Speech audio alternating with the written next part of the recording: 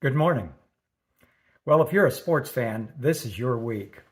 Yesterday, the LSU Lady Tigers stunned the Iowa team to win the women's basketball championship in the NCAAs.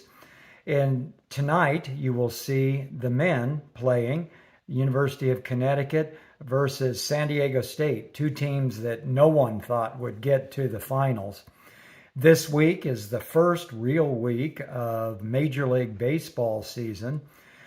This is the last week of the NBA regular season, with several teams needing to play really well in these last couple of games to get a chance to go to the playoffs. And then at the end of this week, we will see the Masters tournament, which is probably the premier golf tournament in the world. It's a big week for sports. There's something that is consistent in sports champions, and that is their willingness to pay the price, to persevere, to keep going when other people are willing to quit. We see that with some of these underdog teams like San Diego State in men's basketball. No one thought they could win, but they play hard all the way to the end of the game, and oftentimes it comes down to a final shot that they just seem to be more prepared to make than the other teams are. The Masters is a grueling 4-day tournament on a tough course. And it's not just good enough to play one or two good rounds. You've got to play consistently all 4 rounds to have a chance to win the championship. Sports metaphors are not unfamiliar to the Bible.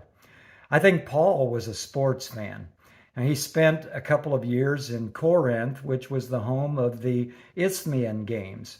And so he spends a lot of time in his writings talking about running races. He mentions it in Philippians when he says, I pray I haven't run the race in vain. He says something similar in Galatians chapter 2 and chapter 5. We see in Hebrews chapter 12, after this chapter 11, where so many heroes of faith are mentioned, and the beginning of chapter 12 says, therefore, since we're surrounded by such a cloud of witnesses, let us run with endurance the race that is set before us. This idea of endurance, of perseverance, is so important to being successful in sports, in life, and in our spiritual life.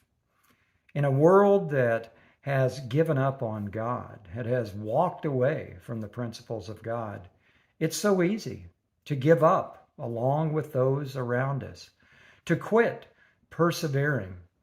But Paul says there's a prize that's waiting for us, a crown of righteousness that's out there. When he reaches the end of his life and he's talking to his son in the faith, Timothy, he says, I have fought the good fight. I have finished the race. I have kept the faith. And now there is in store for me the crown of righteousness, which the Lord, the righteous judge, has prepared for me, and not only for me, but for all of those who long for his appearing.